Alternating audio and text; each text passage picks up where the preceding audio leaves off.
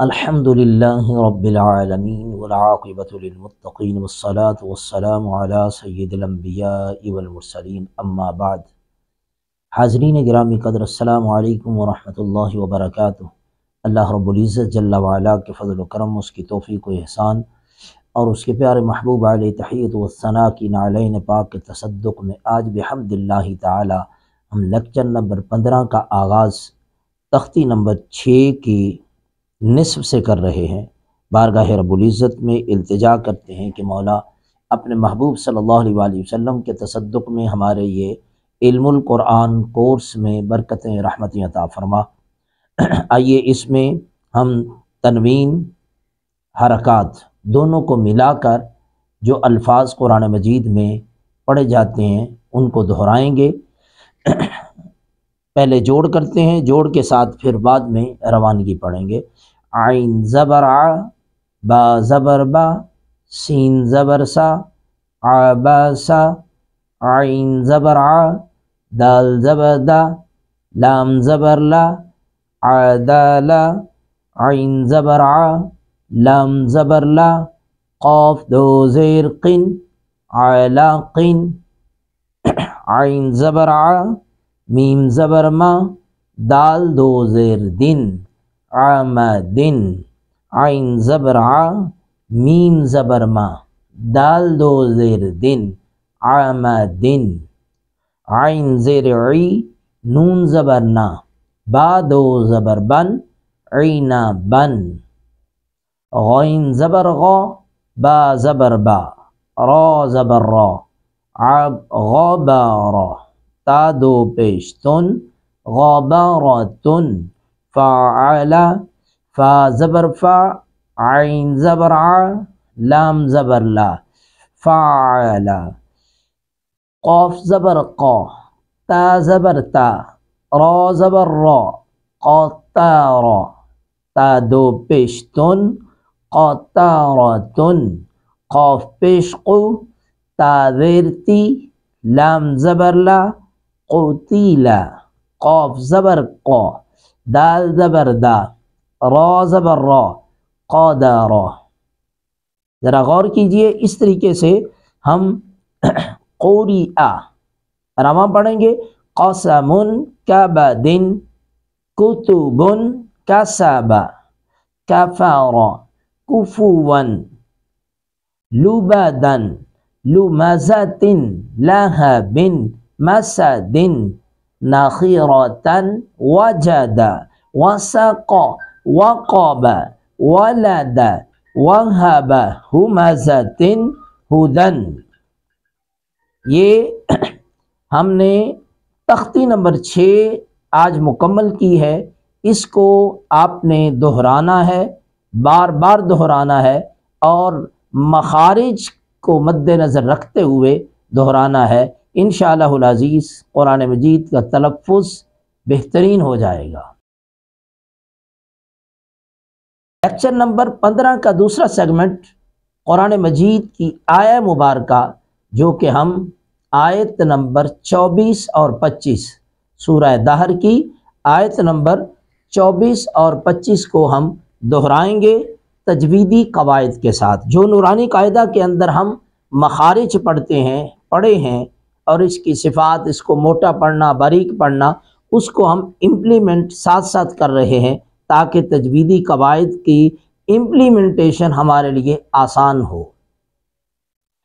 اعوذ باللہ من الشیطان الرجیم،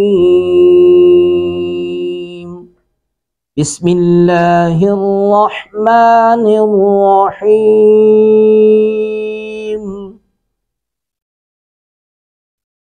فاصبر لحکم ربک ولا تطع منهم آثما او کفورا، واذکر اسم ربک بکرة وأصیلا۔ فاصبر، صاد کو پر کرے کے پڑھیں گے، فاصبر، را کو باریک پڑھیں گے، اس سے پہلے زیر ہے اس وجہ سے لحکم ربک، ہا کو حلق سے ادا کریں گے اور کاف کو ادا کرتے وقت آواز کو چھوڑیں گے نہیں، یعنی آواز کو لوٹائیں گے نہیں۔ دو نقطے والا کاف ہو تو اس کی آواز کو جنبش دے کر لوٹاتے ہیں، آواز واپس آتی ہے، لیکن کاف کتاب والے میں واپس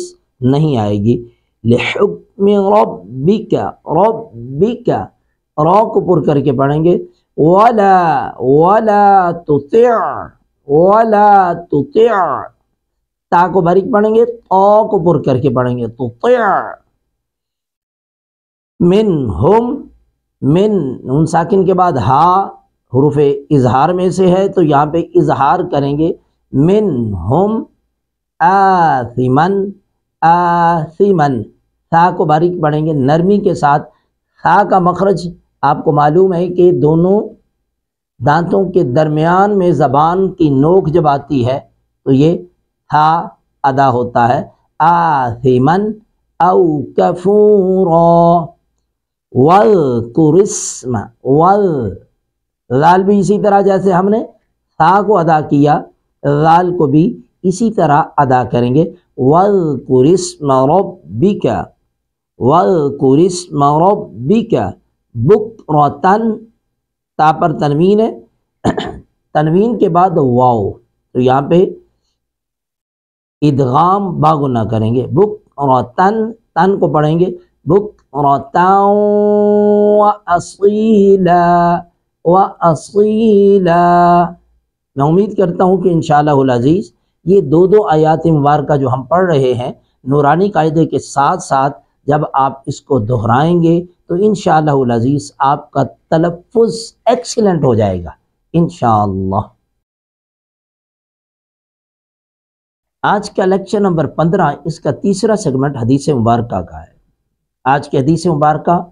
قال النبی صلی اللہ علیہ وآلہ وسلم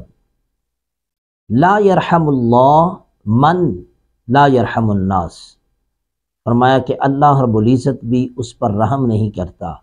جو لوگوں پہ رحم نہیں کرتا۔ ہم ذرا غور کریں، اللہ کی رحمت کے بڑے امیدوار ہم بنتے ہیں، ہم اس ظام باطل میں گرفتار ہیں جو ہمارے نفس کی طرف سے اور شیطان نے ہمیں دھوکے میں رکھا ہوا ہے کہ تو جو مرضی ہے انسان کرتا رہے، اللہ رب العزت کا رحم تجھ پہ ہوگا تو اللہ کی رحمت کا حقدار بن جائے گا۔ اللہ بڑا رحیم و کریم ہے، اللہ بڑا رحیم و کریم ہے، اللہ رب العزت رحم فرمانے والا ہے، مہربان ہے، اس کی رحمت بڑی وسیع ہے، لیکن اس کے کچھ اصول اور قوانین بھی ہیں، اصول اور ضابطے بھی ہیں جو اس کے پیارے محبوب صلی اللہ علیہ وسلم نے ہمیں ارشاد فرمائے ہیں کہ لوگوں پہ رحم کرنا، لوگوں پہ ترس کرنا، لوگوں کی مشکلات کو دور کرنا، لوگوں کے کام آنا، انسانوں کے لیے نفع بخش ہونا، یہ بہت عظیم الشان شیوائے پیغمبری ہے، یہ عظیم الشان کام ہے، مومن کی عظمت کی نشانی ہے کہ اللہ کے بندوں پہ رحم کرنا۔ تو جب بندہ ہو کے بندوں پہ رحم کرتا ہے تو اللہ رب العزت پھر فرماتا ہے کہ یہ بندہ ہو کے بندے پہ رحم کرتا ہے تو میں خدا ہو کے رحم نہ کروں؟ تو اللہ رب العزت کی بارگاہ میں اللہ جل مجدہ کے رحم کا، اس کی رحمت کا، اس کے فضل کا، اس کے کرم کا حقدار بننے کے لیے ہمارے پاس بڑا ہی آسان کلیہ اور قاعدہ اور اصول آقا دو جہاں صلی اللہ علیہ وآلہ وسلم نے ہمیں عطا کر دیا ہے کہ اے لوگو، یہ امید رکھنا چاہتے ہو کہ اللہ تم پہ رحم کرے تو اللہ کے بندوں پہ تم رحم کیا کرو۔ اللہ تعالی ہمیں مظلوم بندوں پر رحم کرنے کی، غریب، نادار، لاچار، بے سہارا لوگوں پر رحم و کرم کرنے کی اللہ رب العزت ہمیں توفیق نصیب فرمائے۔ آج کے سبق نمبر 15 کا چوتھا سیگمنٹ جو کہ فقہی سوالات پر مشتمل ہوا کرتا ہے، آج کا سوال بڑا ہی اہم ترین ہے۔ قرآن مجید پڑھنے میں ہم بہت سی غلطیاں ایسی کر جاتے ہیں کہ جن کو ہم معمولی سمجھتے ہیں، جو کہ معمولی نہیں ہوا کرتی، وہ تو کفر کی حد تک ہمیں لے جاتی ہیں۔ تو یہ بات یاد رکھ لینی چاہیے کہ قرآن مجید فرقان حمید کو پڑھتے وقت ہمیں یہ اتنا علم ہمارے پاس ضرور ہونا چاہیے کہ ہمیں کم از کم چھوٹی غلطی جو کہ صرف غلطی ہے مکروہ کی حد تک، صرف اور صرف اس حد تک ہو کہ اس میں اس کے مقام و مرتبے میں صرف فرق آئے، وہ تو قابل برداشت ہوا کرتی ہے، لیکن اگر اس میں معنی تبدیل ہو جائے تو اس کے لیے جو علماء قرات ہیں، تجوید کے علماء وہ فرماتے ہیں کہ ایک لحن خفی ہے، چھوٹی غلطی جس سے معنی میں تبدیلی نہیں آتی، ایک ہے لحن جلی جس کے معنی میں تبدیلی آ جاتی ہے، اس حد تک تبدیلی آتی ہے، یہ یا تو کبھی حرام ہوا کرتی ہے یا کبھی کفر۔ اگر معنی میں اتنی زیادہ تبدیلی آ جائے کہ اس کے حرام و حلال میں صرف فرق آئے تو وہ اس میں یہ حرام کے حد تک اس کا درجہ ہوگا۔ اگر معنی میں تبدیلی اس حد تک آ جائے کہ اللہ رب العزت کی شان میں بے ادبی ہو رہی ہے تو یہ کفر کی حد تک چلی جاتی ہے۔ تو یہ ایسی غلطی انسان کو دائرہ اسلام سے بھی خارج کر سکتی ہے، لہٰذا ہمیں اتنا علم حاصل کرنا لازم ہے، جیسا کہ تاجدار کائنات صلی اللہ علیہ وسلم نے فرمایا طلب العلم فریضۃ علی کل مسلم۔ یہ کون سا علم فرض ہے کہ علم کا حصول ہر مسلمان پہ، وہ مرد ہے یا عورت ہے، ہر مسلمان پہ فرض ہے، وہ صرف اور صرف وہ علم ہے، ایسا علم ہے کہ جو روز مرہ ہمیں ضرورت پڑتی رہتی ہے۔ روز مرہ کے ضروریات کا علم حاصل کرنا ہر مسلمان پر فرض ہے، ہر مسلمان پر فرض ہے، یہ ضروریات دین کہلاتا ہے، یہ علم ضروریات دین ہے، یہ علم انسان کی روز مرہ کی ضروریات کے لیے لازم ہے۔ آج کا اگلا کویسچن جو ہے وہ یہ کہ اگر ہم نے 4 رکعتوں والی نماز پڑھنی تھی، تیسری رکعت میں بھول کے ہم بیٹھ گئے، تو جو شخص تیسری رکعت کے بعد بیٹھ جاتا ہے، بیٹھنے کے بعد اس نے اتحیات پڑھ لی، چوتھی سمجھ کے عبدہ و رسولہ تک یاد آ گیا، اسی وقت کھڑا ہو جائے، یوم یقوم الحساب تک پڑھ لیا پھر بھی کھڑے ہو سکتے ہیں، ایک طرف سلام پھیر لیا یاد آ گیا فوراً کھڑے ہو جائیں، اگر دوسری طرف بھی سلام پھیر لیا، دونوں طرف سلام پھیر لیا لیکن تیسری رکعت تھی، یاد آ گیا کہ میں تیسری رکعت میں بیٹھا تھا، تو اٹھ کے کھڑے ہو جائیں، جب تک کوئی نماز کے خلاف نماز کے منافی بات نہ کی ہو تو اسی وقت کھڑے ہو جائیں چوتھی کے لیے، چوتھی رکعت مکمل کر کے سجدہ صاحب کر کے آپ کی نماز پوری ہو جائے گی۔ اللہ رب العزت ہمیں دین کی سمجھ عطا فرمائے، ہمارا حامی و ناصر ہو۔ اللہ جل مجدہ قرآن مجید کی برکات ہمیں سمیٹنے کی توفیق نصیب فرمائے۔ وما علینا الا البلاغ۔